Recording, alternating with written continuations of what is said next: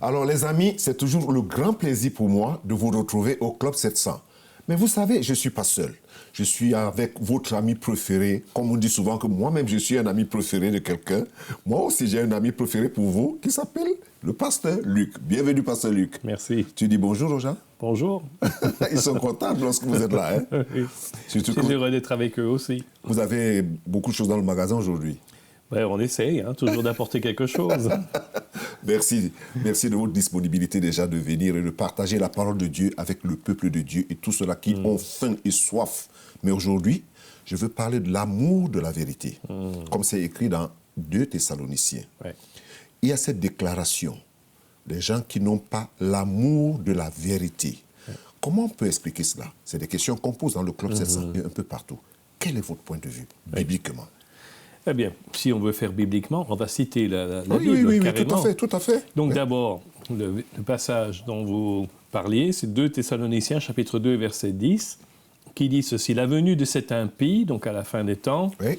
se fera par la puissance de Satan, avec toutes sortes de miracles, des signes et des prodiges mensongers. » Donc il faut faire attention, parce qu'il y a même des gens qui peuvent faire des miracles et des prodiges, mais qui sont mensongers, donc qui ne donneront pas gloire à Dieu. Tout à fait.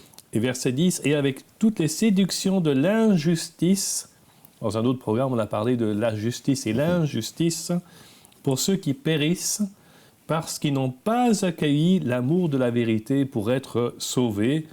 Et le verset 11, c'est encore plus dramatique, c'est pourquoi Dieu leur envoie une puissance d'égarement pour qu'ils croient aux mensonges. Ça, c'est terrible. Afin que tous ceux qui n'ont pas cru à la vérité, mais ont pris plaisir à l'injustice, soient condamnés. Alors, l'amour de la vérité, c'est un petit peu ce qu'on disait par rapport au royaume de Dieu. Il faut chercher cette vérité. Il faut la vouloir. Il faut être prêt aussi à y faire face, parce que la vérité parfois blesse. On connaît ce proverbe qui dit que la vérité blesse parfois. Donc on sait qu'en disant la vérité, on ne va pas forcément être populaire, on ne va pas forcément nous aimer, parce qu'il y a des choses qui sont désagréables. Jésus disait toujours la vérité, et on voit que parfois ses paroles étaient assez dures, assez sévères. Et certaines personnes le détestaient à cause de cela. Donc nous, en tant qu'enfants de Dieu, en tant que chrétiens, si nous aimons Dieu et que nous voulons dire la vérité, il faut qu'on soit prêt à être aussi rejetés. Parce qu'il y a beaucoup de gens dans ce monde qui ne veulent pas entendre la vérité. Alors, pasteur Luc, est-ce que vous n'avez pas le sentiment qu'il y a comme une fuite à cet amour de la vérité? Quel est votre sentiment quand vous regardez comment on fonctionne aujourd'hui dans notre monde? Même dans ce qu'on appelle les églises, je ne parle pas de... C'est-à-dire, est-ce qu'il y a cet amour pour la vérité, ou est-ce que c'est une fuite, ou est-ce que c'est une perte, ou est-ce que c'est un choix? Bien, je pense que c'est un petit peu les trois à la fois. Voilà. On a perdu notre fondement judéo-chrétien dans notre société en général, et ça se reflète également dans nos églises, malheureusement, parce que pour moi, le fondement de judéo-chrétien, ça veut dire que ça vient du juif, ça vient du chrétien, ça vient de la Bible, en d'autres mots. Parce que la Bible, c'est le fondement judéo-chrétien. Oui. Donc, quand on s'éloigne de la vérité de la Bible, d'ailleurs, il y a ce passage dans le psaume 119, verset 160, vous savez que le psaume 119, c'est le chapitre le plus long de la Bible. Voilà. Je ne vais pas tout le lire, mais juste un passage, un verset qui dit « Le fondement de ta parole, c'est la vérité. » Tout à fait. Et toutes tes justes sentences sont éternelles.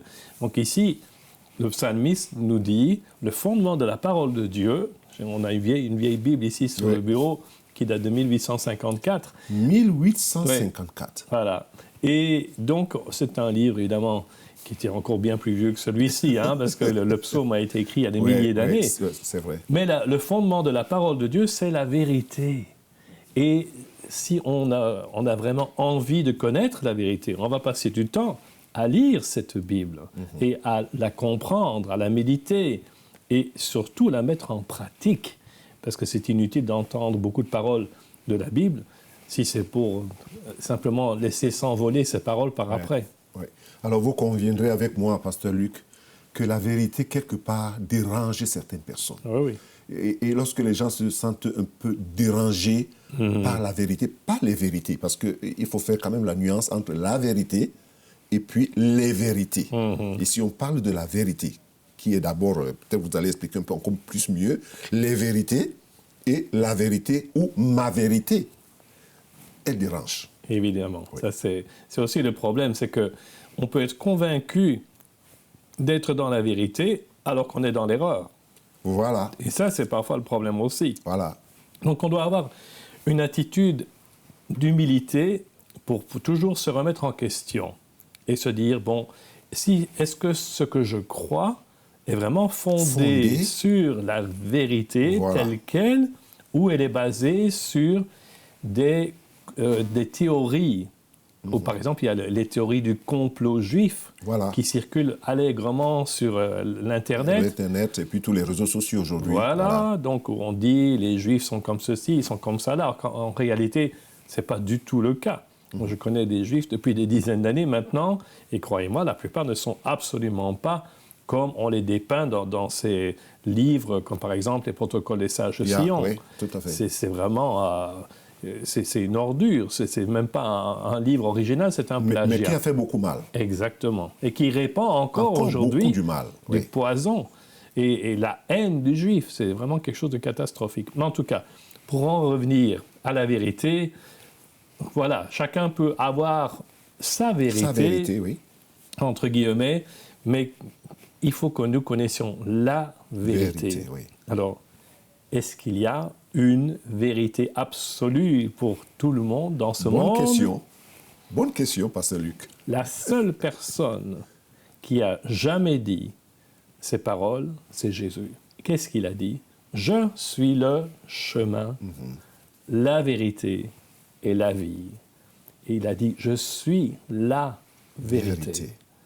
Et ça, c'est la clé qui ouvre toutes les portes. Parce que Jésus est la vérité. Tout ce qu'il nous a dit, tout ce qu'il nous a enseigné, tout ce qu'il a fait pour nous fait comprendre que si nous marchons avec lui, nous sommes dans la vérité. Pasteur Luc, certainement il y a quelqu'un qui vous suit en ce moment et qui est très béni, très édifié, et qui cherche comment être restauré dans cet amour de la vérité. Si vous avez un conseil à donner à tous nos amis qui nous suivent, comment on peut être restauré ou se restaurer dans l'amour de la vérité? Mais je crois que de nouveau, il faut avoir une attitude d'humilité tout d'abord, de pouvoir se dire, je me suis trompé. C'est parfois désagréable de devoir dire, je me suis trompé, j'ai fait une erreur, mais on doit pouvoir le faire. Surtout dans notre monde. Voilà, et ça c'est le début de la repentance, quand on est prêt à reconnaître qu'on s'est trompé. Et à ce moment-là, on peut retourner vers Dieu. Vous savez, Jésus est toujours prêt à nous accueillir les bras ouverts. Oui. Peu importe ce qu'on a fait, mais il est plein d'amour, plein de pardon. Si nous venons vers lui avec un cœur contrit, repentant, il est toujours prêt à nous accueillir comme le Père du Fils prodige. Oui. Voilà, et il revient à la maison et le Père l'attendait. Jésus vous attend, Jésus est là et il veut vous prendre dans ses bras et vous accueillir. Merci beaucoup, pasteur Luc. Vous avez bien suivi. Jésus a les bras ouverts. Jésus vous attend. Mais je voudrais ajouter quelque chose à la suite de ce que le pasteur Luc dit. C'est que la vérité ne tue pas l'amitié. Au contraire, la vérité guérit l'amitié. Et Jésus a ses bras ouverts pour vous. Il veut cette amitié avec vous. Il veut que vous soyez dans ses bras et d'être restauré dans l'amour de la vérité. Je sais que vous avez été bénis.